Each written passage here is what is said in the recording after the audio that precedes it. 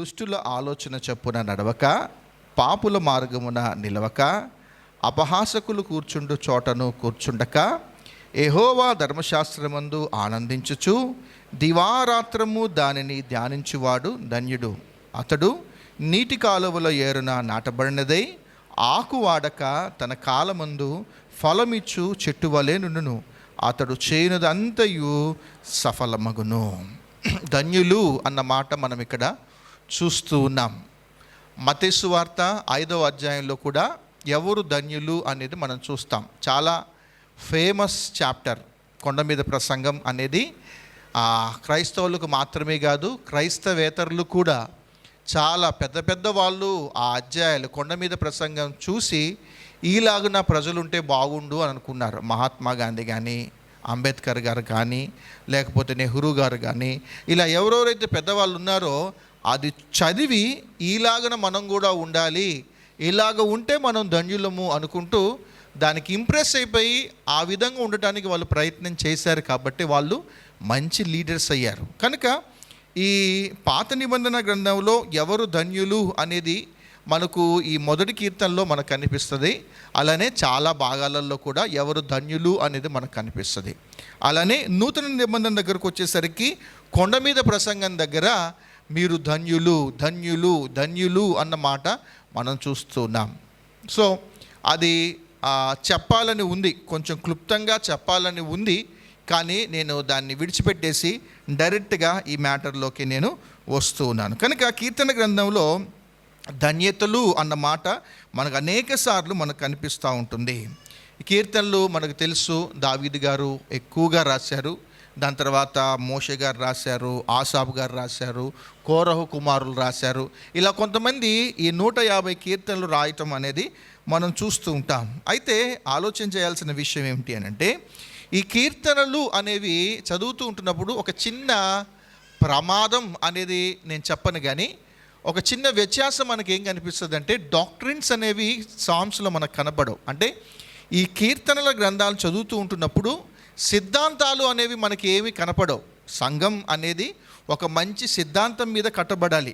క్రైస్తవ జీవితం అనేది ఒక మంచి సిద్ధాంతం మీద కట్టుకుంటూ వెళ్తూ ఉంటుంటే చాలా బాగుంటుంది. రక్షణ గురించి కానీ, లేకపోతే విశ్వాసం గురించి కానీ కొన్ని సిద్ధాంతాలు ఉంటాయి కదా, ఆ సిద్ధాంతాలను మనం మీద సంఘం అనేది ఆధారపడి ఉంటుంది. కానీ కీర్తనలో డాక్ట్రిన్స్ అనేవి కనపడవు, కానీ ఎమోషన్స్ అనేవి కనపడతా ఉంటాయి. సిద్ధాంతాలు కనపడవు, కానీ భావోద్రేకాలు మనకి ఇందులో కనిపిస్తూ ఉంటాయి. ఈ కీర్తనలు మనం చదువుతూ ఉంటున్నప్పుడు ఆరాధన, స్తుతి, లేకపోతే ప్రార్థన మాత్రమే మనకు ఈ కీర్తనలలో మనకు కనిపిస్తూ ఉంటుంది. కీర్తనలో ఏమేమి కనిపిస్తుంది? ఆరాధన కనిపిస్తుంది, స్తుతి అనేది కనిపిస్తుంది, ప్రార్థన అనేది కనిపిస్తూ ఉంటుంది. కానీ ఎక్కువగా మనకు సిద్ధాంతాలు అనేవి కనపడవు. ఏం కనపడుతుంది అని అంటే, భక్తులు తమ జీవితంలో జరిగిన కొన్ని సంఘటనలను వాళ్ళు ఆధారం చేసుకొని వాళ్ళు ఏం చేశారంటే, భావోద్రేకానికి లోనైపోయి వాళ్ళు సంతోషమున్నా దుఃఖమున్నా వాళ్ళు ఏం చేశారంటే వాళ్ళు కీర్తనలు రాసుకోవటము అనేది మనం జరిగింది. ఉదాహరణకు మనం ఆలోచన చేస్తే దావీదు గారు ఇలా రాసుకుంటాడు. ఏమిటి అంటే, దుష్టుల దవడపళ్ళను విరగొట్టు వాడవు నీవే అని రాసుకున్నాడు ఆయన. ఇప్పుడు మనం అలా ప్రార్థన చేస్తామా? నన్ను ఈవిడ బాధ పెట్టింది, నన్ను అన్న బాధ పెట్టాడు కనుక దావీదు గారు ప్రార్థన చేశాడు, దుష్టుల దవడపళ్ళను విరగొట్టమని ప్రార్థన చేశాడు. లేఖనం ఎత్తే నేను ప్రార్థన చేస్తున్నాను ప్రభువా, పలానా ఆ అక్కది, పలానా ఆ అన్నది దవడపళ్ళను పగలగొట్టండి అని ప్రార్థన చేస్తామా? సిద్ధాంతం కాదది. కనుక ఆలోచన చేద్దాం. ఏమిటి అంటే, ఎమోషన్స్ అనేది మాత్రమే మనకు ఈ కీర్తన గ్రంథాలలో మనకు కనిపిస్తూ ఉంటాయి. కనుక ఆలోచన చేయండి, చాలా జాగ్రత్తగా మనం ఈ కీర్తనలు మనం అర్థం చేసుకోవడానికి ప్రయత్నం చేయాలి. నాకు ఒక ఆశ ఉంది. ఏమిటి అని అంటే, ప్రతి కీర్తనలో నుండి క్లుప్తంగా అందులో ఉన్న ఆత్మీయ పాఠాలు నేర్చుకుంటే బాగుండు అన్న ఆలోచన ఉంది. కానీ నేను రెడీగా ఏం లేను. ఒకవేళ ప్రభు చిత్తం ఉంటే భవిష్యత్తులో ఒక పావుగంట అయినా 20 నిమిషాలైనా అరగంట అయినా కూడా అందులో ప్రతి చాప్టర్లో నుంచి కొన్ని ఆత్మీయ పాఠాలు మనం నేర్చుకుంటూ మన ఆత్మీయంగా బలపడాలి. దయచేసి నా గురించి మీరు ప్రార్థన చేయండి. సరే, ఎవరు ధన్యులు? ఇక్కడ ధన్యులు అన్న మాట మనం చూస్తున్నాం కదా. జనరల్గా ఎవరు ధన్యులు?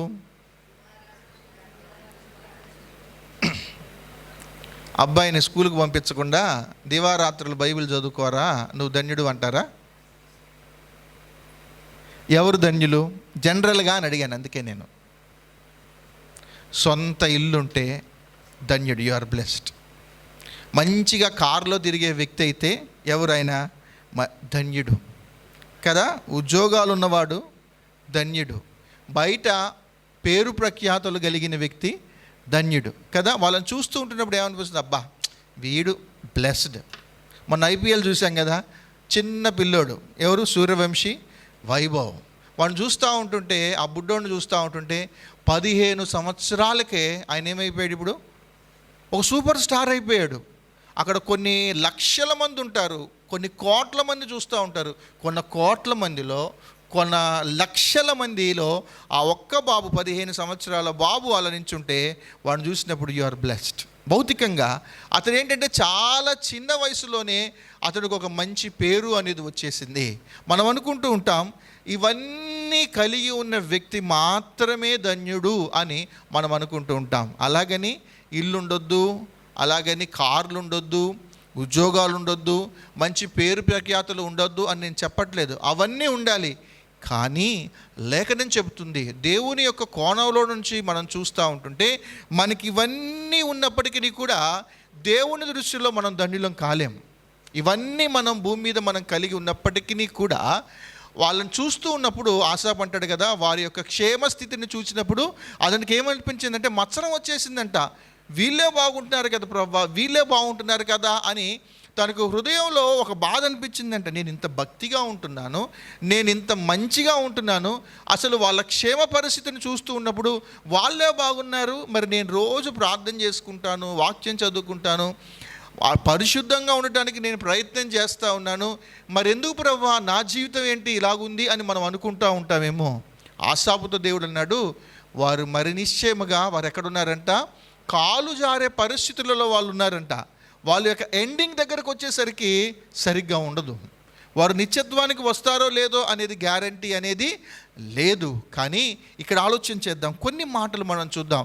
ఎవరు ధన్యులు? దేవుని యొక్క కోణంలో నుంచి మనం చూస్తూ ఉన్నట్లయితే వీరు ధన్యులు. మత్తయి సువార్తలో 5వ అధ్యాయం ఒకసారి క్లుప్తంగా చూద్దాం. మత్తయి సువార్త 5వ అధ్యాయం మనం చూద్దాం, ఏముంటుంది అక్కడ. అలాగ అసలు మనం ఉంటామా అనేది కూడా చూద్దాం. మత్తయి సువార్త 5వ అధ్యాయం చూడండి, 2-3వ వచనం దగ్గర నుంచి చూడండి. ఆత్మ విషయమై దీనులైన వారు ధన్యులు. ఆత్మ విషయమై దీనులైన వారు ధన్యులు. రెండవది, దుఃఖపడువారు ధన్యులు. సాత్వికులు ధన్యులు. నీతి కొరకు ఆకలి దప్పులు గలవారు ధన్యులు. కనికరం గలవారు ధన్యులు. హృదయశుద్ధి గలవారు ధన్యులు. సమాధాన పరచువారు ధన్యులు. నీతి నిమిత్తం హింసింపబడువారు ధన్యులు. నా నిమిత్తం జనులు మిమ్మల్ని నిందించి హింసించి మీ మీద అబద్ధముగా చెడ్డ మాటలెల్లా పలుకున్నప్పుడు మీరు ధన్యులు. ఇలాగుంటే ధన్యులమ్మ మనం. లోకానికి ఒక క్రైస్తవునికి ఒక విశ్వాసకు ఉన్న వ్యత్యాసం చూసారా?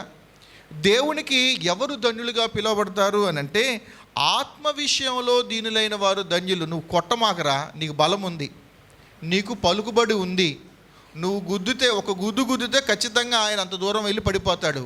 కానీ అది ధన్యత కాదు. దేవుని దృష్టిలో ఎవరు బ్లెస్డ్ అనంటే, శరీర నియమము అనేది పాటించకుండా ఎవరు తనను తాను తగ్గించుకోవడానికి ప్రయత్నం చేస్తాడో, ఇక్కడ రాయబడి ఉంది, ఆత్మ విషయంలో దీనుడిగా ఎవరైతే ఉంటారో, నీకు అన్ని సామర్థ్యాలు ఉంది, నువ్వు వాడిని కొట్టగలవు, నువ్వు ఆ వ్యక్తిని ఎదిరించగలవు, నీ దగ్గర ఆ వ్యక్తిని క్లోజ్ చేయగలిగిన సోషల్ స్టేటస్ అనేది ఉంది, ఫైనాన్షియల్ స్టేటస్ అనేది ఉంది, అన్ని పలుకుబడులు ఉన్నాయి. కానీ వాడిని మీద చిటికేస్తూ ఉంటుంటే మనం దీనుడిగా ఉంటాం చూసారా, వాళ్ళు ధన్యులు అని దేవుడు అంటున్నాడు. రెండవది, సాత్వికులు ధన్యులు. ఒరేయ్, పుట్టాము అని అంటే నువ్వు మొగాడువైతే చీము నెత్తురు కొంచెం ఉండాలి, రోషం అనేది ఉండాలి. మరీ తలదించుకొని వెళ్తే నిన్ను పిచ్చోళ్ళలాగా చూస్తారు అని అంటూ ఉంటారు. కానీ ఒక విశ్వాసి ఎలాగుండాలి అని అంటే లేఖనం చెబుతున్న మాట. చాలామంది ఇందాక చెప్పాను కదా, హేమాహేమీయులు పెద్ద పెద్ద నాయకులకు బాగా నచ్చిన వచనాలు ఏమిటి అని అంటే కొండ మీద ప్రసంగం. వాళ్ళు యేసుక్రీస్తు ప్రభు వారికి ఆకర్షితులు అవటానికి గల మాటలు ఏమిటి అంటే ఈ మాటలే. ఏ తరమైనా, గతంలో అయినా, ప్రస్తుతమైన, భవిష్యత్తులో అయినా ఎవరికైనా ఉపయోగపడే మాటలు ఏమిటి అని అంటే, ఈ విధంగా మనం జీవిస్తే, మనం బలమున్నప్పటికీ కూడా ఆత్మ విషయంలో దీనులుగా ఉంటే, మనం సాత్వికులుగా ఉంటే, నీతి కొరకు మనం ఆకలి దప్పులు కలిగి ఉంటే, ఫ్రాడ్ అనేది చెయ్యొద్దు, లంచము అనేది తీసుకోకూడదు, వేరే చెడ్డ పని ఏవేవి ఈజీ ఇన్కమ్ దగ్గరికి వెళ్ళొద్దు, నీతి కొరకు నువ్వు ఆకలి దప్పులు కలిగి ఉండడానికి ప్రయత్నం చేయి, నువ్వు ధన్యుడవే. ఫ్యామిలీ వాళ్ళు తిడతారు, చుట్టాలు తిడతారేమో, లేకపోతే ఆఫీస్ కొలీగ్స్ తిడతా ఉంటారేమో, రేయ్ నీకు డబ్బు సంపాదించడం చేత కాదరా రే, మేము చూడు జాయిన్ అయిన ఈ 5 సంవత్సరాల్లోనే ఇల్లు కట్టేసుకున్నాం, కార్లు కనుక్కున్నాం. కానీ చాలామంది ఆఫీసర్స్, చాలామంది క్రైస్తవులుగా పిలువబడిన మంచి మంచి ఏమంటారంటే ఉన్నత ఉద్యోగులు అలాగనే వాళ్ళు లైఫ్ ఉండటానికి గల కారణం ఏంటో తెలుసా? వాళ్ళు నీతి కొరకు ఆకలి దప్పులు కలిగి ఉన్నారు. వాళ్ళకి పలుకుబడి లేక కాదు, వాళ్ళు దీనులుగా ఉన్నారు. వాళ్ళకు చేతకాక కాదు, వాళ్ళు సాత్వికులుగా ఉండటం అనేది మనం చూస్తూ ఉంటాం. కనికరం, పరిశుద్ధత, సమాధానం, నీతి కొరకు హింసించబడటం, ఇంకా అబద్ధం వల్ల మన గురించి చెడ్డ మాటలెల్లా పలుకుతూ ఉంటున్నప్పుడు ఎవరు అయితే రిక్తుడుగా, దీనుడుగా ఉండటానికి ప్రయత్నం చేస్తూ ఉన్నారో, ఇక్కడ ప్రభువు చెబుతున్న మాట అంటే, మీరందరూ ధన్యులు. నేను తగ్గను, నేను హెడ్, నేను పెద్దని, నేను నా మాటే, నేనే డిక్టేటర్ని, నేను శాసించే వ్యక్తిగానే ఉండాలి, ఏమాత్రం అవకాశం వచ్చినా కూడా నెత్తికెక్కుతారు. అడ్మినిస్ట్రేషన్ పర్వాలేదు, కానీ ఆలోచన చేయండి, ఆ అడ్మినిస్ట్రేషన్ దగ్గరికి వచ్చినప్పుడు, ఒక పరిపాలన దగ్గరికి వచ్చేసరికి స్ట్రిక్ట్గా ఉండటం పర్వాలేదు. స్ట్రిక్ట్గా ఉన్నప్పటికీ కూడా మనలో ఏముండాలి? దేవుడికి ఎవరిష్టం? ఇందాక మనం చూసాం కదా, దేవునికి ఎవరిష్టం? మూర్ఖ చిత్తులు దేవునికి అసహ్యులు. దేవుడికి ఎవరిష్టము అని అంటే యథార్థవంతులు, నీతిమంతులు, ఆత్మ విషయంలో దీనత్వం కలిగిన వాళ్ళు, నీతి కొరకు ఆకలి దప్పులు కలిగిన వ్యక్తులు ఎవరైతే ఉంటారో, మోసం చేయకుండా ఉండటానికి ఎవరెవరైతే ప్రయత్నం చేస్తారో, నువ్వు నిజంగా నువ్వు పేదరికంలోనే, బట్టలు లేకుండా, ఇల్లు లేకుండా, కారు లేకుండా ఒక సామాన్యమైన వ్యక్తిగా జీవించి చనిపోయినప్పటికీ కూడా పరలోకంలో మనకేముంటుంది అని అంటే ఒక ఉన్నతమైన బహుమానం, ఒక మంచి కిరీటం కొరకు ప్రయత్నం చేసే వ్యక్తులు ఉంటారే, వాళ్ళు ధన్యులు. కనుక ఇక్కడ ఆలోచన చేద్దాం, ఎవరు ధన్యులు అన్న మాట దగ్గరికి వచ్చేసరికి భూసంబంధమైన కోణంలో చూసే ధన్యతలు వేరు, లేఖనానుసారంగా లేకపోతే దేవుని యొక్క కోణంలో నుండి చూస్తూ ఉంటున్నప్పుడు ధన్యులు వేరు. కంప్లీట్గా ఆపోజిట్. వీళ్ళు వైట్ అయితే వీళ్ళు బ్లాక్, వీళ్ళు ఆకాశం అయితే వీళ్ళు భూమి. అర్థమవుతుందా? కనుక దేవుని కోణంలో నుండి నేను ధన్యుడినా కాదా అనేది మనం చాలా జాగ్రత్తగా ఆలోచన చేయాలి.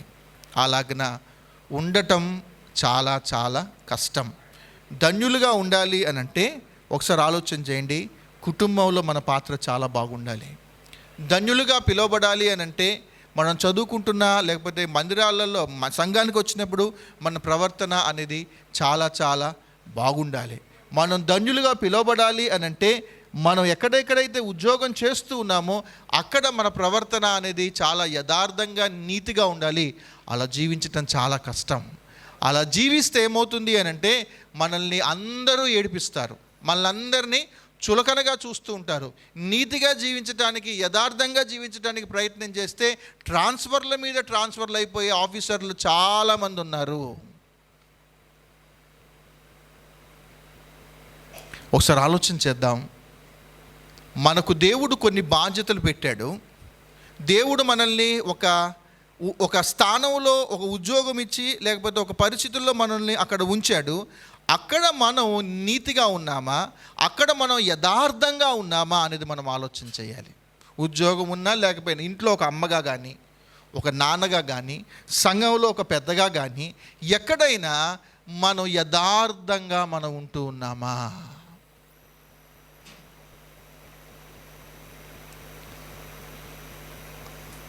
ఇది పరిశీలన చేసుకొని మనం బలలో చేవేయాలి.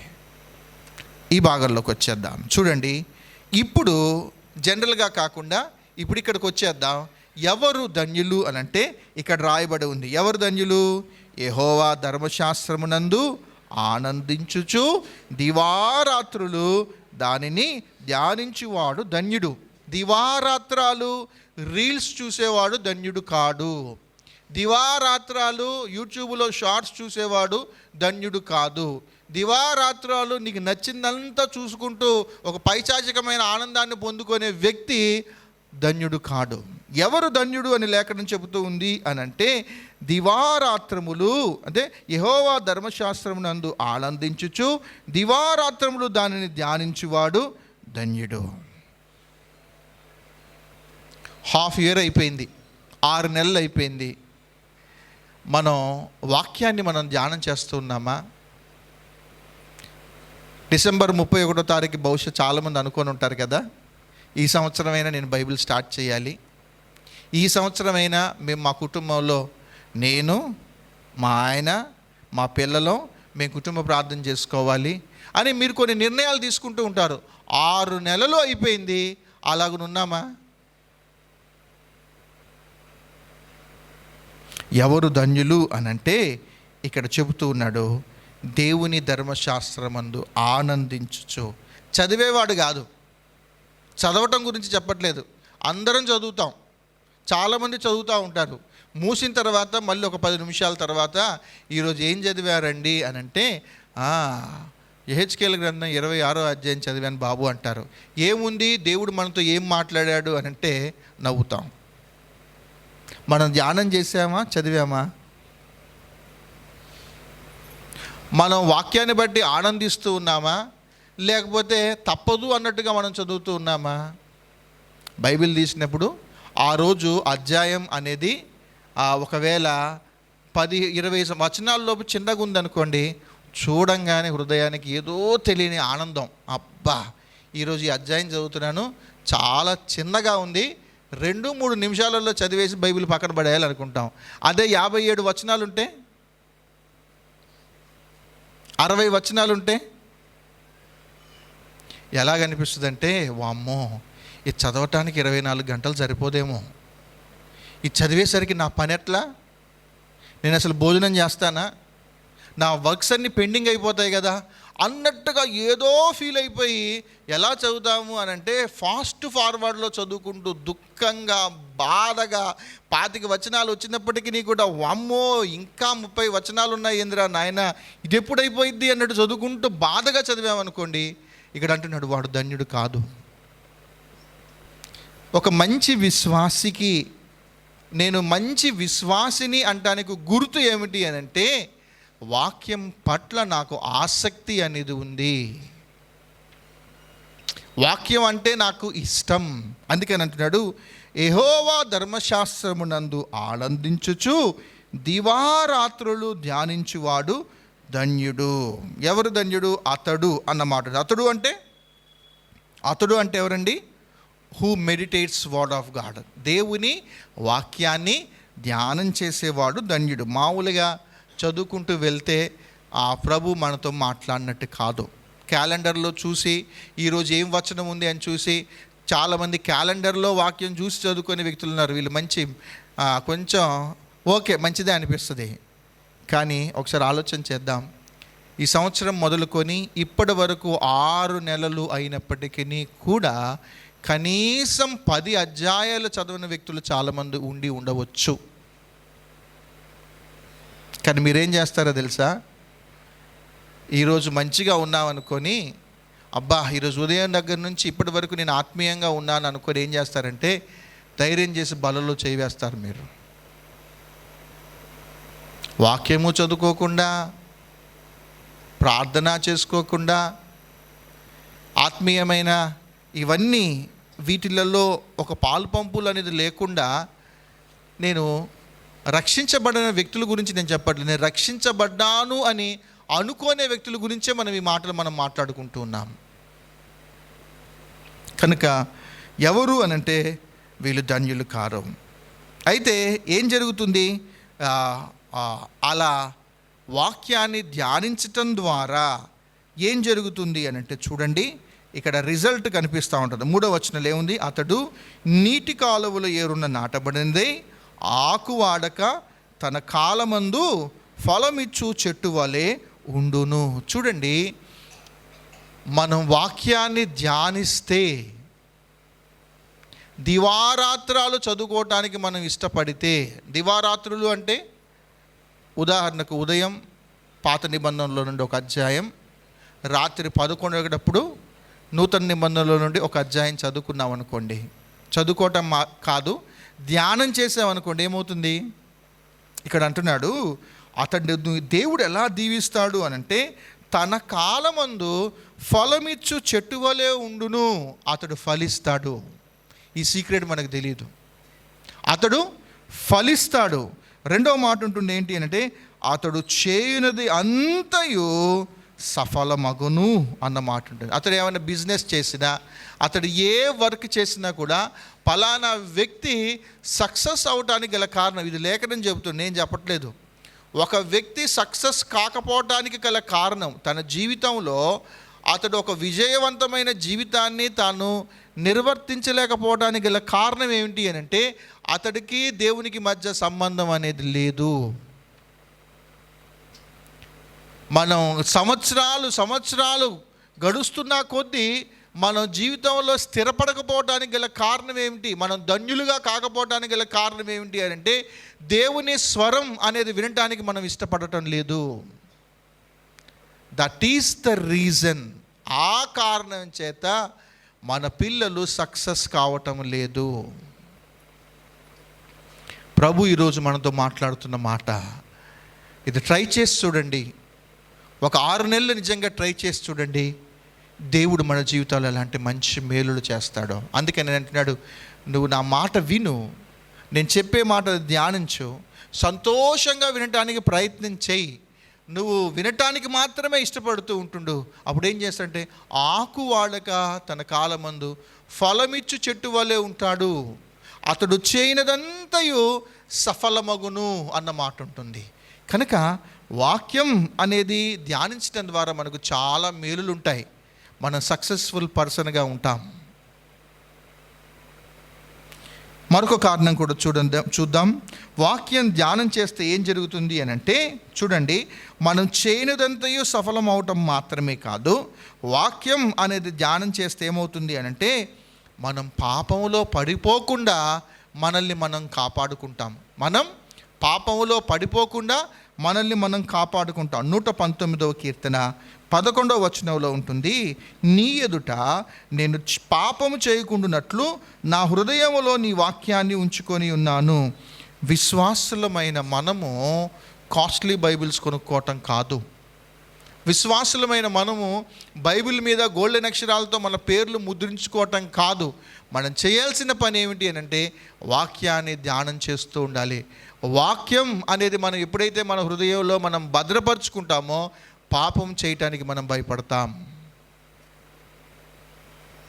వాక్యం మన జీవితంలో చేసే ఒక గొప్ప మేలు ఇది. అలానే చూడండి, 119వ కీర్తన 50వ చరణంలో ఉంటుంది, వాక్యాన్ని ధ్యానం చేయటం ద్వారా ఏం జరుగుతుంది అని అంటే, నా బాధలలో ఇది నెమ్మది కలిగించుచు ఉండదు. మీకు బాధ వచ్చినప్పుడు ఆలోచన చేయండి.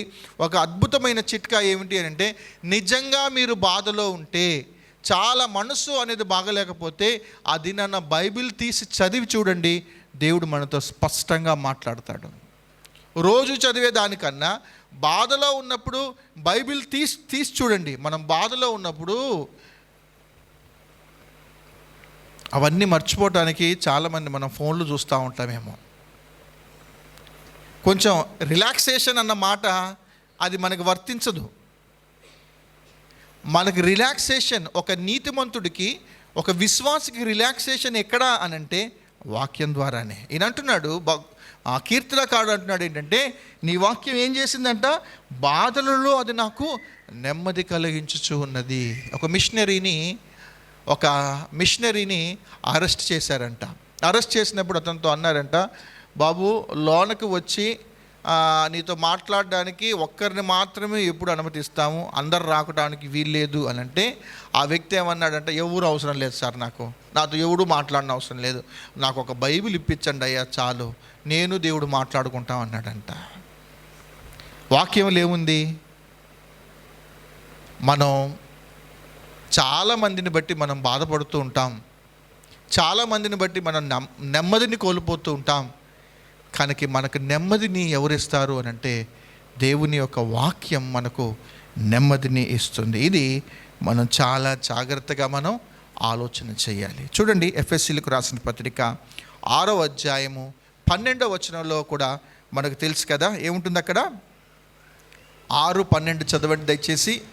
ఏలయనగా మనం పోరాడున్నది శరీరులతో కాదు గాని ప్రధానులతోను అధికారులతోను ప్రస్తుత అంధకార సంబంధులకు లోకనాథులతోను ఆకాశ మండలమందున దురాత్మల సమూహములతోను పోరాడుచున్నాము. సర్వాంగ కవచం గురించి అక్కడ రాయబడి ఉంటుంది. ఎలాగనగా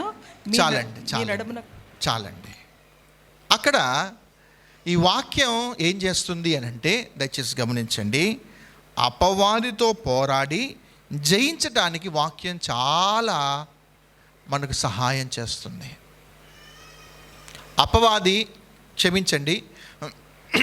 వాక్యం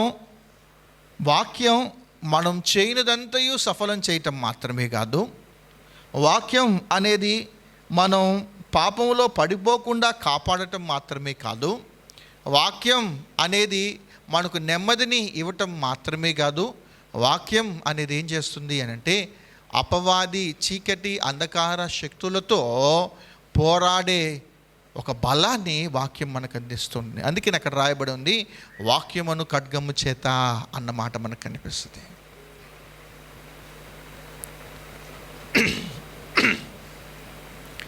చాలామంది బాధపడకండి.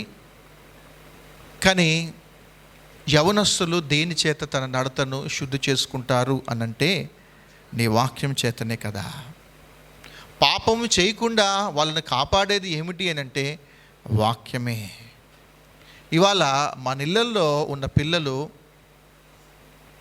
మద్యపానానికి వెళ్ళకుండా, పొగ అనేది త్రాగకుండా, సినిమాలకు వెళ్ళకుండా, మన పిల్లల్లో చాలామందికి, మన సండే స్కూల్ పిల్లలకు చాలామందికి సినిమా హాల్ ఎలాగుంటుందో వాళ్ళకి తెలియదు. ఇప్పటి వరకు 10 సంవత్సరాలు అయిపోయినాయి, 15 సంవత్సరాలు కూడా నిండిన పిల్లలు ఉన్నారు, 20 సంవత్సరాల వరకు వచ్చిన పిల్లలు కూడా ఉన్నారు.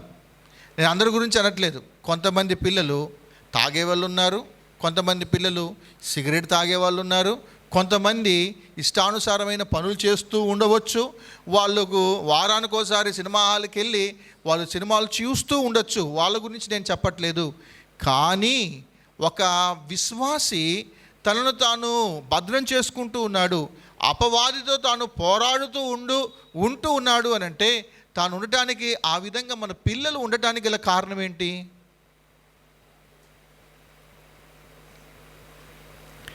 మీకు తెలుసు మీ పిల్లల గురించి, తాగుతున్నారో లేదో. మీకు తెలుసు మీ పిల్లల గురించి, వాళ్ళు సినిమాలకు వెళ్తున్నారో లేదో. మీకు తెలుసు మీ పిల్లల గురించి, వాళ్ళ యొక్క జీవన శైలి అనేది ఎలాగుందో మీకు తెలుసు. వాళ్ళు ప్రమాదంలో ఉన్నారు. కానీ చిన్నప్పుడే తల్లిదండ్రులు రక్షించబడితే, ఆలోచన చేయండి, యవనస్తులుగా ఉన్న తల్లిదండ్రులు గమనించండి, మనం ఏం చేస్తూ ఉన్నాము అనంటే, మనము వాక్యాన్ని మన హృదయంలో భద్రపరచుకోవటం మాత్రమే కాదు, మన పిల్లలు కూడా వాక్య క్రమంలో మనం పెంచుతూ ఉండటం ద్వారా ఏం జరుగుతుంది అంటే, ఆ వాక్యం వాళ్ళని సక్సెస్ఫుల్ పర్సన్స్గా ఉంచుతుంది. ఆ వాక్యం వాళ్ళు పాపం చేయకుండా వాళ్ళని కాపాడుతూ ఉంటుంది. ఆ వాక్యము నెమ్మదిని ఇస్తూ ఉంటుంది. ఆ వాక్యం ఏం చేస్తుంది అంటే అపవాది నుండి, వాడి యొక్క కుయుక్తుల్లో నుండి మన పిల్లల్ని రక్షిస్తూ ఉంది. చాలాసార్లు బోధించబడినప్పటికీ కూడా తల్లిదండ్రులు నిర్లక్ష్యం చేయటం ద్వారా వాక్యాన్ని వాళ్ళ పిల్లలు వాళ్ళు ఏ ఫలాన్ని వాళ్ళు కోస్తున్నారో మీరు ఇప్పుడు అనుభవిస్తూ ఉన్నారు. దివారాత్రములు దేవుని యొక్క ధర్మశాస్త్రాన్ని ధ్యానించేవాడు, ఇక్కడ చూడండి, తన కాలమందు, ఒక కాలం ఉంటుంది, తాను పెద్దవాడవుతాడు. తన కాలమందు తాను ఎలాగుంటాడు అంటే ఫలమిచ్చు చెట్టు వలె తాను ఉంటాడు. అతడు చేయనదంతయు సఫలం అనేది ఎందుకు అవుతుంది అని అంటే, ఒక వ్యక్తి సక్సెస్ఫుల్గా యవనస్తులు ఎందుకు వాళ్ళు తయారయ్యారు అని అంటే they are reading, they are meditating word of God daily. మీ పిల్లలు మిమ్మల్ని ప్రేమగా చూసుకుంటున్నారు అని అంటే వాళ్ళలో వాక్యం అనేది ఉంది. మీ పిల్లల గురించిన ఇప్పటివరకు పోలీస్ స్టేషన్ నుంచి కంప్లైంట్ రాలేదు అని అంటే వాళ్ళ హృదయంలో దేవుని యొక్క వాక్యం అనేది ఉంది. దేవుని వాక్యము లేని వ్యక్తికి దేవుడి వాక్యం ఉన్న వ్యక్తులకు చాలా వ్యత్యాసం అనేది ఉంటుంది. చాలా సీరియస్గా మనం గమనించాలి. యవనస్తులైన తల్లిదండ్రులు మనం మానసికంగా ప్రిపేర్ అవ్వాలి. ఏమిటి అని అంటే వాక్యం అనేది లేకపోతే వాళ్ళ యొక్క భవిష్యత్తు అనేది చాలా దారుణంగా ఉండబోతూ ఉంది. దినములు చెడ్డవి గనుక అన్నమాట మనం చూస్తాం. తాగకపోవచ్చు, పోలీస్ స్టేషన్లకు వెళ్ళకపోవచ్చు, వాళ్ళ జీవితాలు మామూలుగానే ఉన్నట్టుగా అనిపించవచ్చు ఒకవేళ. కానీ వాక్యం విషయంలో శ్రద్ధ లేకపోతే అతడు సక్సెస్ఫుల్ పర్సన్ కాదు. మంచిగా ఉండొచ్చు, మా అబ్బాయికి ఎలాంటి అలవాట్లు లేవు, మా వాళ్ళు మంచోళ్ళే అనుకోవచ్చు. కానీ ఒకటి గుర్తుపెట్టుకుందాం, లేఖనం చెబుతుంది, నేనేం బెదిరించడం లేదు, పలానా ఒక వ్యక్తి అతడు చేయనిదంతయు సఫలం కావాలి అని అంటే అతడు ఆకువాడక ఫలమిచ్చు చెట్టులాగా ఉండాలి అనంటే పాపము అనేది చేయకుండా ఒక విశ్వాసి ఉండాలి అనంటే అపవాదిని మనం జయించగలగాలి అనంటే మనకు ఉండాల్సిన ఏకైక సాధనం ఏమిటి అనంటే వాక్యమును ఖడ్గం. వాడు ధన్యుడు. పలుకుబడి లేకపోవచ్చు, బంగ్లాలు లేకపోవచ్చు, కార్లు లేకపోవచ్చు ఇప్పుడు, కానీ ఈ వ్యక్తి ఎవరైతే ఉంటాడో అతడు ఒక దినాన్న దేవుడు ఖచ్చితంగా అతన్ని ఆశీర్వదిస్తాడు. మీకు తెలుసా ఫలం మీకు అర్థమైపోతుంది. నా బిడ్డలు చిన్నప్పుడే వాళ్ళ హృదయంలో వాక్యాన్ని భద్రపరుచుకోవటం వలన ఏం జరుగుతుంది అంటే you are all in a safe side. మీరందరు ఇప్పుడు క్షేమంగా ఉన్నారు అని అంటే ఒకటి గుర్తుపెట్టుకోండి, మీ పిల్లలు రక్షించబడ్డారు. Sad point. అందుకే నేను ముందే చెప్పాను బాధపడద్దు అని. చిన్నప్పుడు అక్క వాళ్ళని కొంతమందిని అడగండి, ఎందుకక్క ఇలా జరిగింది అని అంటే వాళ్ళు చెప్తారు, మేము మా పిల్లల్ని చిన్నప్పుడు పట్టించుకోలేదు, మా పిల్లల్ని గద్దించడానికి మేము ఇష్టపడలేదు, మేము ఎక్కువగా ప్రేమించడం వలన ఇదంతా జరిగింది. మరొక ప్రాముఖ్యమైన విషయం ఏంటో తెలుసా, మేము వాక్యం మీద శ్రద్ధ నిలపకపోవటం వలన, వాక్యాన్ని ధ్యానించకపోవటం వలన దానికి వచ్చిన ఫలం ఏంటి అనంటే ఈ ఫలం.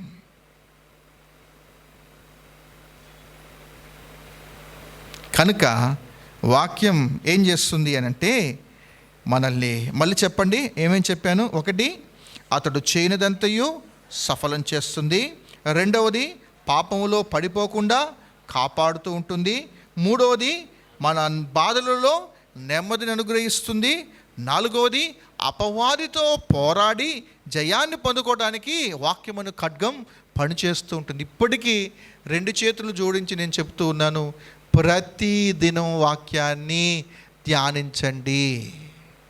మీ జీవితంలో సగ జీవితం అయిపోయింది, ఇప్పటికీ మీరు బైబిల్ కంప్లీట్ చేయకపోతే రేపు నిత్యత్వానికి వెళ్ళిన తర్వాత ప్రభు లెక్క అడుగుతాడు.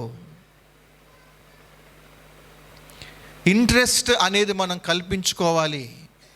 వాక్యం అనేది మన మన ఇంటిలో ఉండాలి. మీరు కూర్చున్నప్పుడు, మీరు నడుస్తూ ఉంటున్నప్పుడు, మీరు వెళ్తూ ఉన్నప్పుడు బాసికం వల్ల వాటిని మీరు కట్టుకొని మీరు దాన్ని ధ్యానించండి అని దేవుడు ఎందుకు వాళ్ళకి చెప్పాడు, వాళ్ళకి నేర్పాడు అంటే, వాక్యం లేకపోతే ఒక తరం పాడైపోతుంది. ప్రభువును తెలుసుకోకపోతే వాళ్ళు ఖచ్చితంగా పాడైపోతారు.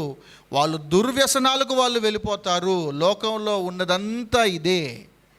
మనల్ని కాపాడేది దేవుని వాక్యం మాత్రమే. మీరు పరిశీలన చేసుకోండి, టెస్ట్ చేసుకోండి. రక్షించబడిన యవనస్తుడుకును రక్షించబడిన యవనస్తులకు ఉన్న వ్యత్యాసం మీరు చాలా జాగ్రత్తగా చూడండి. వాక్యం చాలా అవసరం. మనం జీవితంలో ఒక సక్సెస్ఫుల్ పర్సన్ కావాలి అని అంటే వాక్యాన్ని మనం ప్రేమించాల్సిందే. యెహోషువతో అంటాడు దేవుడు, చూడండి 1వ అధ్యాయము 8వ వచనం. 1వ అధ్యాయం 8వ వచనాలు అంటాడు, యెహోషువా, దివారాత్రాలు ధర్మశాస్త్రమును నీవు ధ్యానించిన ఎడల నీ మార్గమును వర్ధిల్లు చేసుకొని నీవు చక్కగా ప్రవర్తించెదవు అంటాడు. మన మార్గాలన్నీ వర్ధిల్లాలి అని అంటే, మనం చక్కగా ప్రవర్తించాలి అని అంటే మనకేం అవసరం?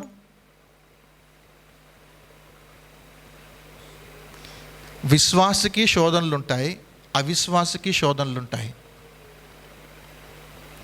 విశ్వాసకి పాపము అనేది చాలా సమీపంగా వస్తుంది, అవిశ్వాసికి కూడా పాపము సమీపంగా వస్తూ ఉంటుంది. కానీ ఆ వ్యక్తి శోధనలో పడిపోవటానికి, ఆ వ్యక్తి పాపంలో పడిపోవటానికి, రక్షించబడిన వాక్యము తన హృదయంలో భద్రపరుచుకునే వ్యక్తి శోధనలో పడకుండా, పాపంలో పడకుండా ఉండటానికి గల కారణం ఏంటి? తన ప్రవర్తనను, తన మార్గమును చాలా జాగ్రత్తగా కాపాడుకోవడానికి రీజన్ ఏంటి? వాక్యం. వాక్యాన్ని మనం ఎప్పుడూ చులకన చేయొద్దు. మన బిహేవియర్, మన క్యారెక్టర్ని చాలా చేంజ్ చేస్తూ ఉంటుంది వాక్యం అనేది. నిజంగా మన ప్రవర్తన చాలా చాలా జాగ్రత్తగా మనల్ని కాపాడుతుంది. పరిశుద్ధంగా ఉంచటం మాత్రమే కాదు, ప్రవర్తన అనేది అన్ని విభాగాలలో పనిచేస్తూ ఉంటుంది. ఒక మంచి నాన్నగా ఉండొచ్చు, ఒక మంచి అమ్మగా ఉండొచ్చు, ఒక మంచి కోడలుగా ఉండొచ్చు, ఒక మంచి అత్తగా ఉండొచ్చు, ఒక మంచి తాతగా మనం ఉండొచ్చు. విభేదాలు అనేది ఎందుకు వస్తుంది అని అంటే, వాక్యం అనేది మన హృదయంలో లేకపోవటం వల్ల ఏం జరుగుతుంది అని అంటే, మన శరీరం ఉప్పొంగుతుంది.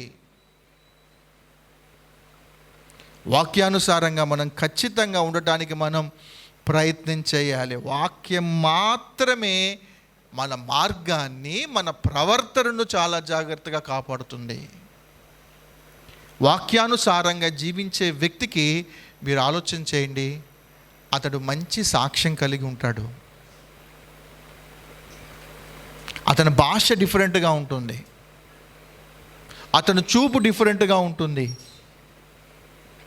శోధనలు వస్తూ ఉంటున్నప్పుడు ఆ శోధనల నుంచి తప్పించుకునే పరిస్థితులు చాలా డిఫరెంట్గా ఉంటూ ఉంటాయి. కనుక వాక్యం మాత్రమే మనల్ని కాపాడుతూ ఉంటుంది. ఇది మొదటిది. రెండవది చూడండి, రెండవది ఎవరు ధన్యులు. మొదటిది ఏంటి? ఎవరు ధన్యులు అనంటే, వాక్యాన్ని చదివేవాడా, ధ్యానం చేసేవాడా? గుర్తుపెట్టుకోండి, వాక్యాన్ని 2 నిమిషాలలో కంప్లీట్ చేసేవాడు కాదు. ఈరోజు వాక్యం చదివినప్పుడు ప్రభు నీతో ఏం మాట్లాడాడు అని చెప్తే, ప్రభు ఈ మాట ద్వారా నాతో మాట్లాడాడు అని చెప్పగలిగిన పరిస్థితి మనకు ఉండాలి. అది వాక్యం ధ్యానం చేయటం. సో వాక్యాన్ని దివారాత్రులు ధ్యానించేవాడు ధన్యుడు. రెండవది ఎవరు ధన్యులు అనంటే, ఆయనను ఆశ్రయించువారు ధన్యులు. ఎవరు? ఆయనను ఆశ్రయించువారు ధన్యులు. చూడండి, 2వ కీర్తన 12వ చరణంలో ఉంటుంది, ఆయన కోపము త్వరగా రగులుకొనును, కుమారును ముద్దు పెట్టుకునడి, లేని ఎడల ఆయన కోపించును. అప్పుడు మీరు త్రోవ తప్పి నశించెదరు, ఆయనను ఆశ్రయించువారు ధన్యులు. మీరు త్రోవ తప్పి నశించెదరు. త్రోవ తప్పి ఎప్పుడు నశించిపోతాము అనంటే, దేవుని మాటలంటే ఇష్టం లేని వ్యక్తులు నశించిపోతాడు. ఇది ఖచ్చితం. 100కి 100% నేను చెప్పగలను. వాక్యం మీద, దేవుని మాటల మీద శ్రద్ధ చూపని వ్యక్తి నశించిపోతాడు. కానీ ఆయనను ఆశ్రయించే వ్యక్తి ఎవరైతే ఉంటారో ఏమంటున్నాడు అని అంటే వారు ధన్యులు. లేఖనాలు చూసుకుంటూ వెళ్తూ ఉంటుంటే ఆయనను ఆశ్రయించే వారికి ఆయన ఎలాగుంటాడంటే కేడముగా ఉంటాడు. ఆయన ఆశ్రయించే వారికి ఏ మేలు కొదువుగా ఉండదు. ఆయన వారి ఆకలిని తీరుస్తాడు. ఆయన వారి యొక్క అవసరతలను తీరుస్తారు. ఆయన వాళ్ళను కాపాడుతూ ఉంటాడు. ఆయన ఆశ్రయించటం అంటే ఒకటే గుర్తుపెట్టుకోండి, ఆయన ఆశ్రయించటము అంటే ఏంటంటే ఆయనను నమ్ముకోవటమే. ఆయన ఆశ్రయించటం అంటే ఏంటండి? ఆయన ఆశ్రయించటం అంటే ఆయనను నమ్ముకోవటమే. బైబిల్లో ఇలా సెంటర్కి బైబిల్ని ఇలా తీస్తే, ఓపెన్ చేస్తే ఏంటి centre of the Bible verse చెప్పండి యవనస్తులు? కీర్తనలు 118:8 కదా. మనుష్యులను నమ్ముకొనుట కంటే యెహోవాను ఆశ్రయించుట మేలు. రాజులను నమ్ముకొనుట కంటే యెహోవాను ఆశ్రయించుట మేలు. గుర్తుపెట్టుకోండి, దేవుణ్ణి నమ్మటమే మనం చేయాల్సిన పని. మనుషుల్ని నమ్ముకున్నామా, రాజులు నమ్ముకున్నామా, మరి ఎవరినైనా నమ్ముకున్నామా, అది తాత్కాలికం మాత్రమే. ఎవరు ధన్యులు అనంటే ఇక్కడ ఆయన అంటున్నాడు, దేవుణ్ణి ఆయనను ఆశ్రయించే వ్యక్తులు మాత్రమే ఎవరు అనంటే ధన్యులు అనేది మనం గమనించాలి. రిఫరెన్సెస్ రాసుకోండి, నేను చెప్పను. 44 కీర్తనలు 44 రాసుకోండి. దాని తర్వాత కీర్తనలు 27-8 చరణాలు మీరు రాసుకుంటే మనం ఎవరిని ఆశ్రయించాలో అనేది మనకి ఇక్కడ అర్థమవుతుంది. కొంతమంది అంట రథాలను ఆశ్రయించారంట, కొంతమంది రాజులను ఆశ్రయించారంట. వాళ్ళు ఏం జరిగిందంటే వాళ్ళ జీవితంలో వాళ్ళు కృంగి నేల మీద పడిరి. కానీ ఎవరైతే ఆయనను ఆశ్రయించారో అక్కడ రాయబడిన మాట ఏమిటంటే వారు చక్కగా నిలుచుదురు అన్న మాట ఉంటుంది. నేనేం మ్యానిపులేట్ చేయట్లేదు ఇక్కడ. నేనేదో వాక్యం ఒక సీరియల్గా ఇలా చెప్తే బాగుంటుంది అన్నట్టు నేను ఇలా చెప్పట్లేదు. బై ఎక్స్పీరియన్స్డ్గా నేను చెప్తూ ఉన్నాను. అనుభవంతో చెబుతున్న మాట ఏమిటి అని అంటే వాక్యంని మనం ఆశ్రయిస్తేనే మన ప్రవర్తన బాగుంటుంది. పాపములో నుండి మనం పారిపోవటానికి ఏకైక సాధనం వాక్యమే.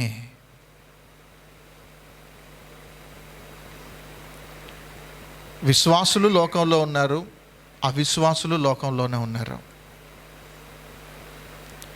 విశ్వాసులకు కూడా ఫ్రెండ్స్ ఉంటారు, అవిశ్వాసులకు కూడా ఫ్రెండ్స్ ఉంటారు.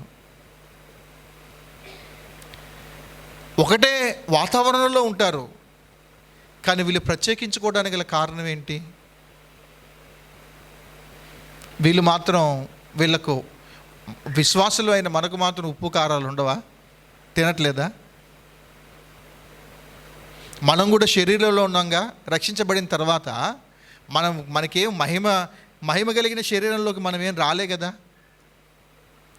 దేవదూతుల యొక్క స్వభావంలోకి మనం ఏం రాలే కదా. మనల్ని మనం నియంత్రించుకోగలుగుతున్నాము అంటే అది మన గొప్పతనం కాదు. ఎందుకో దేవుడు అలాంటి పరిస్థితులు ఎందుకో అలాంటి వస్తూ ఉంటాయి. దేవుడు చెప్పాడు, నువ్వు ఖచ్చితంగా నువ్వు పరిశుద్ధంగా ఉండాల్సిందే, అది దేవుడి యొక్క నియమం. నువ్వు ఖచ్చితంగా నీ శరీరాన్ని నువ్వు అణుచుకోవాల్సిందే, నువ్వు ఖచ్చితంగా ఆత్మస్వభావిగా ఉండాల్సిందే, నువ్వు ఖచ్చితంగా ఆత్మ విషయంలో దీనుడుగా ఉండాల్సిందే. ఉప్పొంగటానికి ఏమాత్రం వీల్లేదు. బ్రతికినంత కాలం ఒక విధంగా ఎలాగుండాలంటే చేతగాని వ్యక్తులాగా మనం ఉండాల్సిందే. వీడు వేస్ట్ ఫెలో అనుకొని, వీడు అసలు మగాడే కాదు అన్న సాక్ష్యం కూడా రానియండి, వీళ్ళు అసలు మనుషులు కాదు అన్నట్టు పేరు కూడా రానియండి. మనల్ని కాపాడేది ఎవరు? రోషం రాకపోవడానికి గల కారణం ఏంటి? వాక్యం.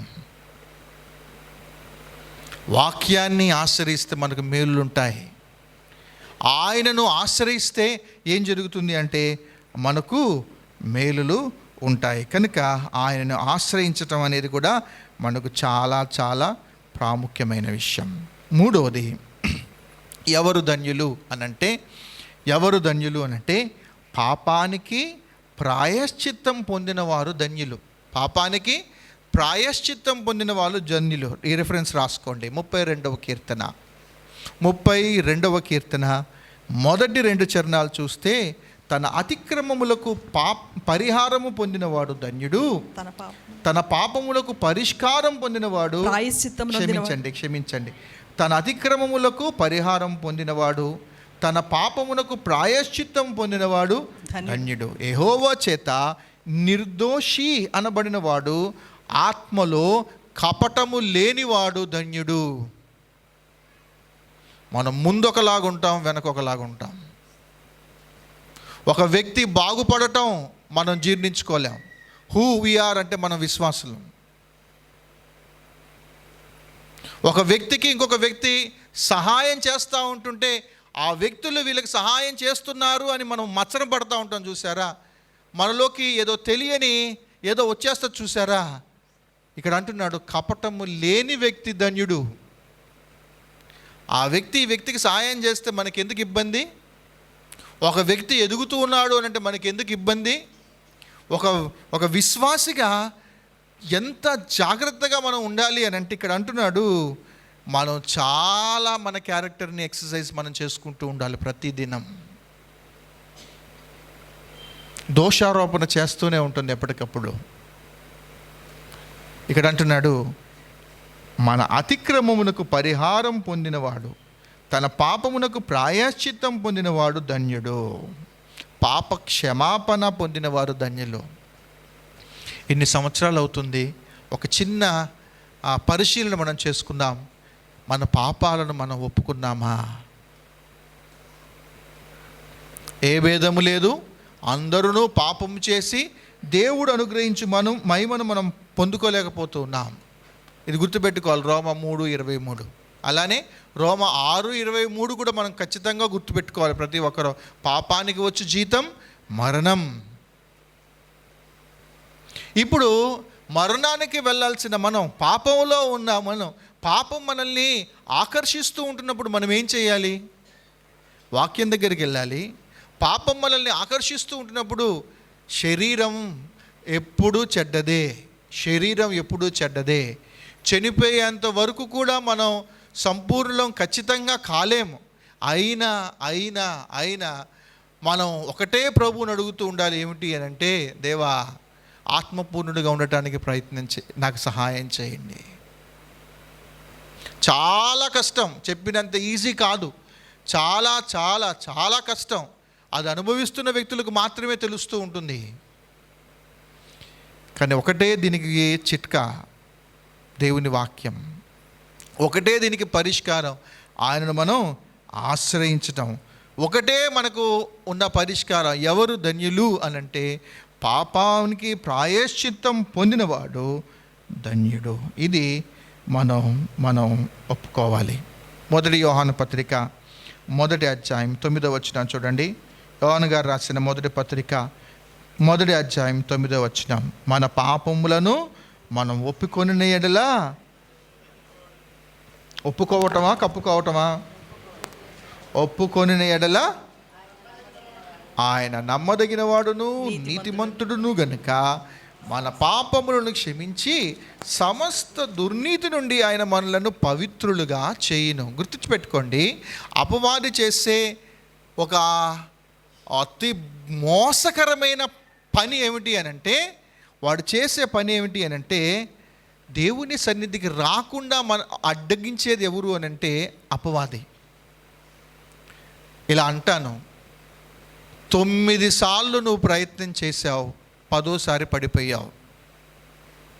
అడ్వాంటేజ్గా తీసుకోవద్దు సుమా. 10వ పడిపోవలసిన పరిస్థితి ఏర్పడింది. అపవాది అంటాడు, ఏ ముఖం పెట్టుకొని నువ్వు మందిరానికి వెళ్తావు? ఏ ముఖం పెట్టుకొని నువ్వు ఇవాళ ప్రార్థన చేసుకుంటావు? ఏ ముఖం పెట్టుకొని సిగ్గుందా నీకు అసలు వాక్యం చదువుతావా నువ్వు అని వాడు ఏం చేస్తూ ఉంటాడంటే, మన మైండ్ని వాడు ఏం చేస్తాడు అంటే దేవునిని ఆశ్రయించకుండా వాడు అడ్డుకుంటాడు. వాడి యొక్క టార్గెట్ ఏమిటి అని అంటే, ఆయన పోలికలో ఆయన స్వరూపంలో ఉన్న మనము దేవుని సన్నిధికి దేవునిని ఆశ్రయించకుండా చేయటం అనేదే వాడి పని. నేను 9 సార్లు తప్పించుకున్నాను అనేది మర్చిపోయేటట్టు చేసి, అరే నేను నిజంగా ఇంకా ఏ ముఖం పెట్టుకొని దేవుని దగ్గరికి వెళ్ళాలి అనుకుంటామేమో. కానీ దేవుడు అంటున్న ఒక మంచి మాట, ఆయన కనికరము కలిగిన దేవుడు చెప్తున్న మాట ఏమిటి అని అంటే, నీ పాపానికి ప్రాయశ్చిత్తం పొందు. ఫస్ట్ నేను చెప్తా, నువ్వేంటి అంటే, నువ్వు మన పాపములను మనం ఒప్పుకొని ఎడలా నిన్ను ఎవరు క్షమించకపోవచ్చు, నువ్వు వేస్ట్ అని ఉండవచ్చు. ఆ పరిస్థితులలో సంథింగ్ హ్యాపెన్. ఎవరైనా నిన్ను నమ్మకపోవచ్చు, మన యొక్క సాక్ష్యం మీద బురద చల్లి ఉండవచ్చు. కానీ దేవుడు మనము నిజంగా ప్రాయశ్చిత్తం, మన పాపానికి ప్రాయశ్చిత్తం అనేది పొందితే ఆయన మాత్రమే నమ్మదగినవాడు, ఆయన నీతిమంతుడు గనక ఆయన ఏం చేస్తాడంటే మన పాపములను క్షమించి సమస్త దుర్నీతి నుండి మనల్ని పవిత్రులుగా చేస్తాడు. బల్లలో ఎందుకు చేయవేరో తెలుసా? వాళ్ళలో ఉన్న గిల్టీ ఫీలింగ్ ఏంటి అని అంటే, నేను పడిపోయాను.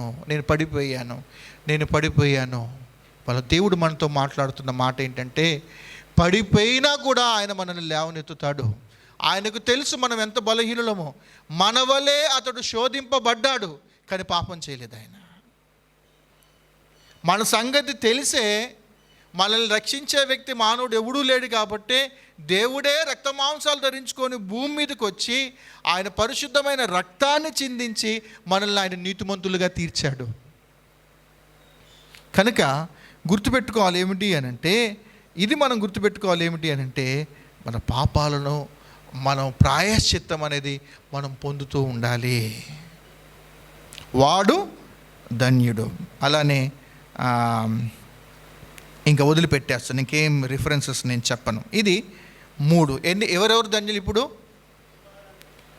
1, దేవుని వాక్యాన్ని ధ్యానించేవాడు ధన్యుడు. 2వది, ఆయనను ఆశ్రయించేవాడు ధన్యుడు. 3వది, పాపమునకు ప్రాయశ్చిత్తము నొందినవాడు ధన్యుడు.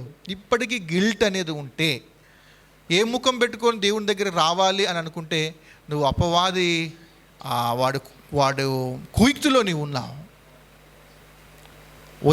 బయటకు వచ్చేసి మన రిపెంట్ అయితే దేవుడు ఖచ్చితంగా నమ్మదగిన వాడు, నీతిమంతుడు. ఆయన మనల్ని కౌగులించుకుంటాడు, ఆయన మనల్ని ముద్దు పెట్టుకుంటాడు. సబాష్, నువ్వు బయటకు వచ్చేసావు, అదే చాలు అనుకొని ఆయన మన కన్నీళ్ళను ఆయన తుడుస్తాడు. 4వది, బీదలను కటాక్షించువాడు ధన్యుడు. 41వ కీర్తన 1వ చరణం. 41వ కీర్తన 1వ చరణం. అలానే చూడండి, సామెతలు 19:17 ఉంది. సామెతలు 19:17 ఉంది. బీదలను కనికరించువాడు ఎవరంట? యెహోవాకే అప్పిచ్చువాడు.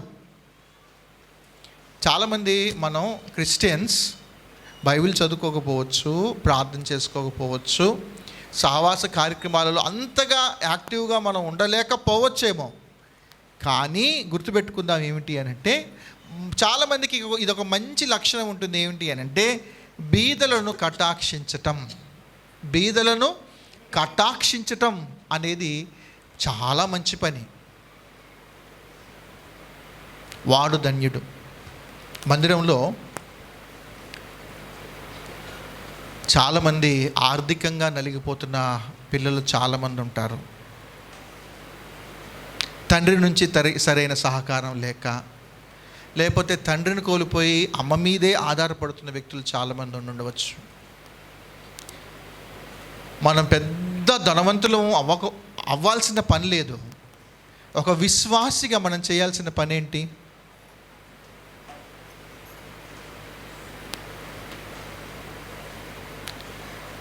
వాళ్ళ పేర్లు కూడా మనకు తెలియదు కదా.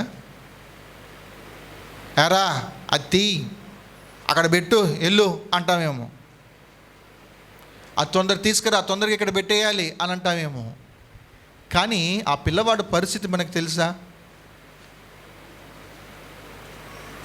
వాడు పొద్దుడు తినేదేంటి, మధ్యాహ్నం తినేదేంటి, సాయంత్రం తినేదేంటి, వాళ్ళ ఇంట్లో ఉన్న ఆర్థిక పరిస్థితులు ఎలాగుంటున్నాయి. వాడు క్రిస్మస్కి బట్టలు వేసుకొని రాడు, వాళ్ళ ఇంట్లో నాన్ వెజ్ తినక దరిదాపు ఒక 15 రోజులు అయి ఉండొచ్చు. మనం గమనిస్తే చాలామంది పెద్దవాళ్ళు ఉన్నారు, వృద్ధులు. ఎందుకు బియ్యం ఇస్తాం? ఎందుకు మన దగ్గర ఉన్న ఇంట్లో ఉన్న చీరలు ఇస్తూ ఉంటాం? బీదలను కటాక్షించేవాడు ధన్యుడు. కొన్నిసార్లు మనం పట్టించుకోవటం చాలా మంచిది, గమనించటం చాలా చాలా మంచిది. ఈరోజు ఆదివారం అయిపోయింది, అరే ఈరోజు మా ఇంటికి రానా, మా ఇంటికి వెళ్దాం, మా ఇంట్లో భోంచేద్దామా అంటే తను తన పిల్లలు సంతోషిస్తారా లేదా? లేఖనం చెబుతుంది, బీదలను కటాక్షించువాడు ధన్యుడు. యాకోబు పత్రిక 1వ అధ్యాయం, యాకోబు పత్రిక 1వ అధ్యాయము చూడండి, 27వ వచనంలో ఒక మాట ఉంటుంది, తండ్రి అయిన దేవుని ఎదుట పవిత్రమును నిష్కలంకమునైన భక్తి ఏదనగా. చూడండి, దీనికి ఆయన పెట్టిన పేరు చూడండి, పవిత్రమును నిష్కలంకమైన భక్తి ఏదనగా దిక్కులేని పిల్లలను, విధవరాండ్రను వారి ఇబ్బందులలో పరామర్శించుటయు, ఇహలోక మాలిన్యము తన కంటకుండా తనను తాను కాపాడుకొనుటయే. మాలిన్యం వల్ల అంటుకోవద్దు, వాళ్ళని పట్టించుకోవాలి. వాళ్ళని పట్టించుకోవాలంటే ఎవరు వెళ్ళాలి? స్త్రీలు. దిక్కులేని పిల్లలకును విధవరాండ్లకును వారి ఇబ్బందుల్లో పరామర్శించే. యాకోబు పత్రిక మనకు తెలుసు కదా, వాళ్ళు ఏం చేస్తున్నారు? మందిరానికి వస్తున్నారంట, ఎరా పరిస్థితి బాగలేదంట కదరా, అన్నం తినలేదంట కదరా అని అడుగుతున్నారంట వీళ్ళు. మనకు తెలుసు, క్రియలు లేని విశ్వాసము మృతము అని ఆయన అందుకే రాశాడు. ప్రార్థన చేస్తున్నారా నీ గురించి అన్నాడంట కదా, చదవండి. యారా నీకు బట్టలు లేవంట కదా నాన్న, అయ్యో వాళ్ళ దగ్గర ఉన్న కనీసం యూజ్డ్ క్లోత్స్ కూడా వాళ్ళకి ఇవ్వకుండా ప్రార్థన చేస్తానరా దేవుడు ఇస్తాడు అనేసి వెళ్ళిపోతున్నారంట. అందుకని వాళ్ళ గురించి రాస్తూ, క్రియలు లేని విశ్వాసం వ్యర్థం, బీదలను కటాక్షించువాడు ధన్యుడు. పవిత్రమైనది నిష్కలంకమైన భక్తి అనేది ఏదైనా ఉంటే దిక్కులేని పిల్లలను, విధవరాండ్లను, ఇబ్బందులో ఉన్న వాళ్ళందరినీ పరామర్శించటమే. వస్తాం, ఆమెన్ అంటాం, వెళ్ళిపోతాం, మనకెవ్వరితో పని లేదు. మనకున్న కొద్ది దానిలో మనం ఆ పిల్లల ఫీజెస్ కట్టచ్చు.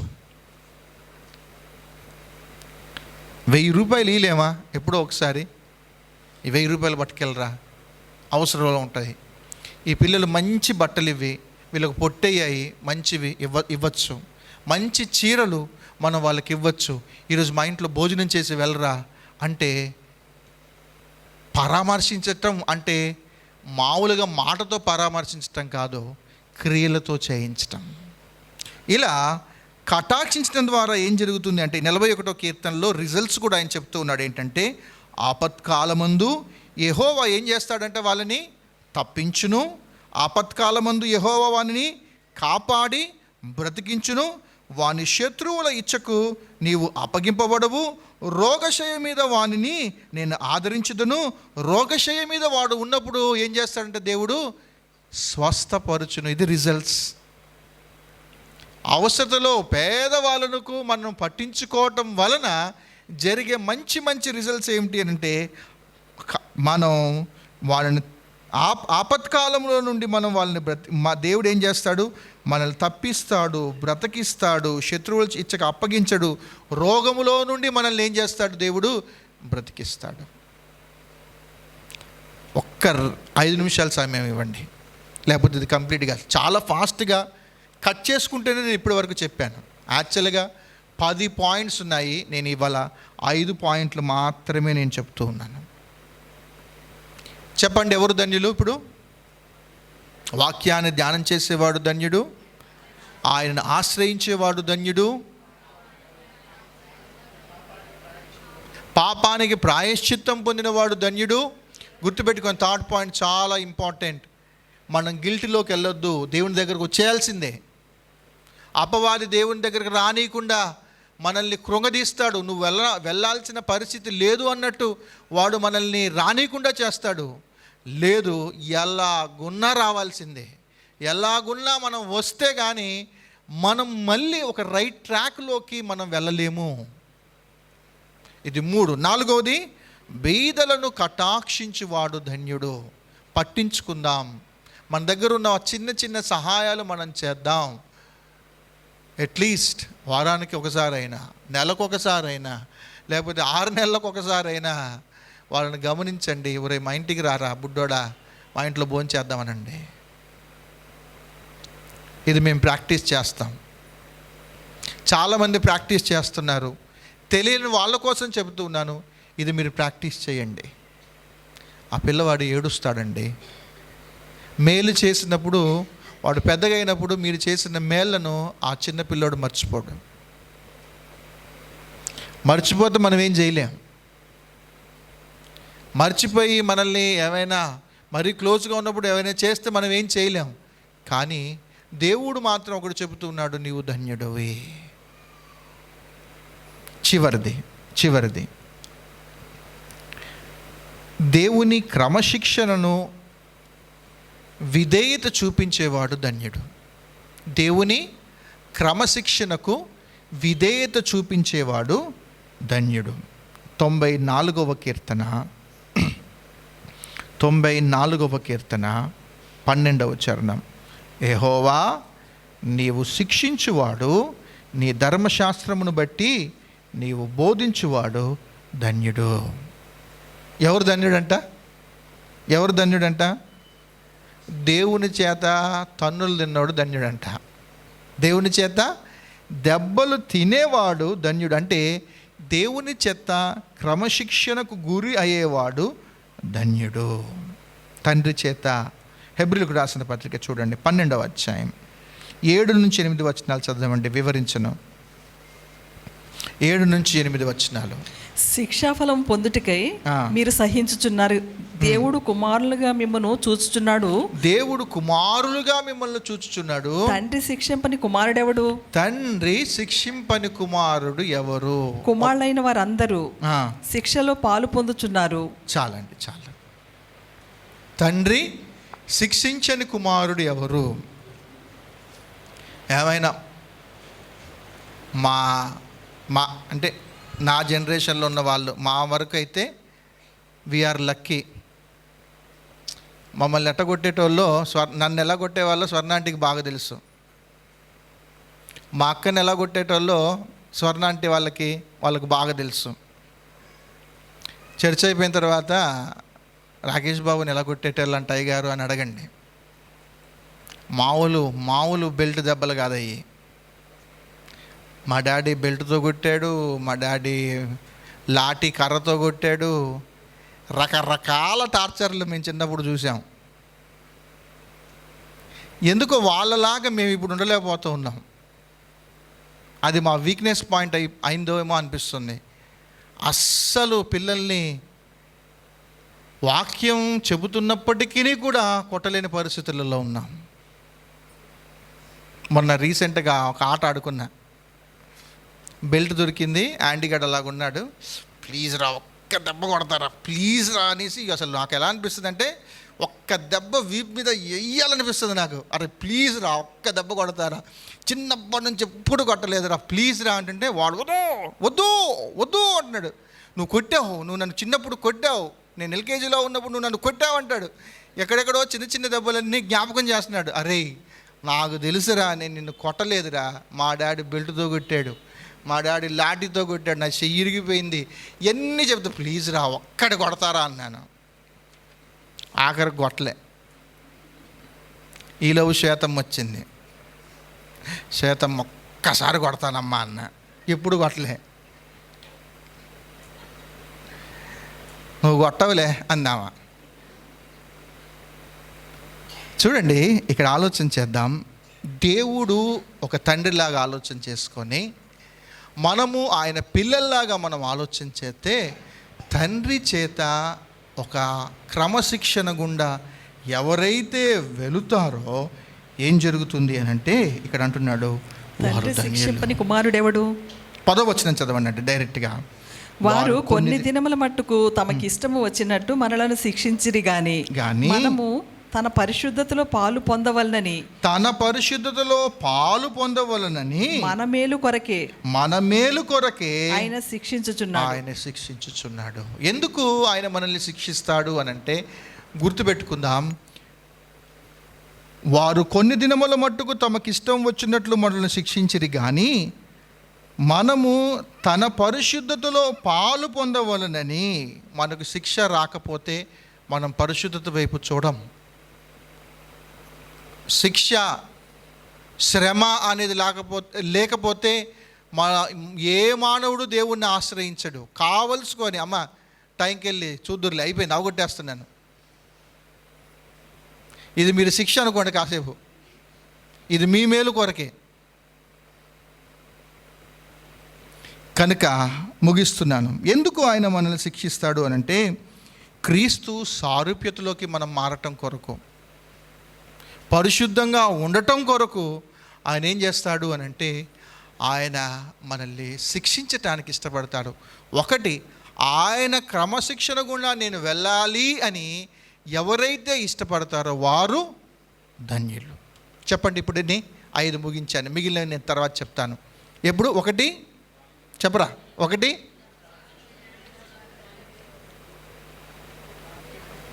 వాక్యం ధ్యానించేవాడు ధన్యుడు, ఆయనను ఆశ్రయించి వారు ధన్యులు. పురుషులు చెప్పండి, స్త్రీలు చెప్పకండి, ఒక నిమిషం. పురుషులు చెప్పండి. యవనస్తులు వద్దు, వెనకున్న వాళ్ళే, కుర్చీలలో కూర్చున్న వాళ్ళే. 1 అయిపోయా, కథం. ఇప్పుడు నేను అన్ని రీల్స్ వేసుకోవాలి, టాటా బాబాయ్ అనాలి. ఒక్కటి చెప్పండి ప్లీజ్, ఎవరు ధన్యులు? గోపి చెప్పు నాన్న, గోపి మొదటి చెప్పు మాస్టారు. వాక్యాన్ని ధ్యానించేవాడు ధన్యుడు. మనం తీసుకున్న నిర్ణయం ఏంటి ఇప్పుడు గోపి? వాక్యం తండ్రిగా నువ్వేం చేయాలి? వాక్యం ధ్యానించాలి. తండ్రిగా నువ్వు చేయాల్సిన పని ఏంటి? ఇప్పుడు నీ భార్యతో వాక్యం ధ్యానించాలి. తండ్రిగా నువ్వు చేయాల్సిన పని ఏంటి? నీ పిల్లలను వాక్యంలో దైవికమైన క్రమశిక్షణలో పెంచాలి. గుర్తుపెట్టుకో, పెద్ద అయిన తర్వాత చెడు వ్యసనాలకు తాను వెళ్లకుండా ఉండాలి అని అంటే, అతడు పోలీస్ స్టేషన్కి వెళ్లకుండా ఉండాలి అని అంటే, వేరే వారి నుంచి నీకు చెడ్డ పేరు రాకుండా ఉండాలి అనంటే, ఒకటే ఒక సాధనం, అపవాది చేతికి చిక్కకుండా ఉండాలి అనంటే వాక్యం దగ్గరికి వెళ్ళాలి, దేవుణ్ణి ఆశ్రయించాలి. 3వది, ఎవరు ధన్యులు? పాపానికి ప్రాయశ్చిత్తం పొందినవాడు ధన్యుడు. 4, బీదలను కటాక్షించువాడు ధన్యుడు. చివరిది, తండ్రి చేత, దేవుని చేత క్రమశిక్షణ గుండా వెళ్ళటానికి విధేయత చూపించిన వాడు ధన్యుడు. అది మన మేలు కొరకే, మన పరిశుద్ధత కొరకే అన్న మాటలు ఉన్నాయి. కనుక ఈ విధంగా మనల్ని మనం వాక్యం మీదనే ఉంటూ మనం ఏం చేయాలంటే, గుర్తుపెట్టుకోండి, ఫ్యామిలీ చాలా ఇంపార్టెంట్. అన్ని కుటుంబాలు కలిస్తేనే సంఘం, ఒక్కొక్క వ్యక్తి కాదు. కుటుంబాలన్నీ కలిస్తేనే ఒక సంఘం. భార్యాభర్తలు దేవుడు ఎందుకు జతపరుస్తాడు? వాళ్ళిద్దరూ పిల్లల్ని కనాలి, ఆ నలుగురు కలిసి ఒక క్రైస్తవ కుటుంబంగా మారాలి. క్రైస్తవ కుటుంబాలన్నీ ఒక తాటిలో ఒక మాస్గా రావాలి. వాళ్ళందరూ ఎవరు అని అంటే ఒక సంఘం. సంఘంలో ఉన్నప్పుడు వీళ్ళెవరు అందరూ ఎలాగుండాలంటే వాక్య క్రమములో నడుస్తున్న వ్యక్తులుగా మనం ఉండాలి. వారి ద్వారా ఏం జరుగుతుంది అనంటే ఒక సంఘం ఇంకా బలపడిద్ది, ఒక దేశంగా కూడా మార్చబడచ్చు. ఆ దేశాలన్నీ కలిస్తే సార్వత్రిక సంఘంగా మార్చబడతాయి. కనుక ఒక వ్యక్తిని మనం ఎన్నడూ నిర్లక్ష్యం చేయొద్దు. తన ద్వారా కుటుంబం, కుటుంబం ద్వారా సంఘం, కుటుంబం ద్వారా దేశం, దేశాలన్నీ కలిపి సార్వత్రిక సంఘం. మనల్ని మనం పరిశీలన చేసుకుంటూ బలలో మనం చేయవేద్దాం.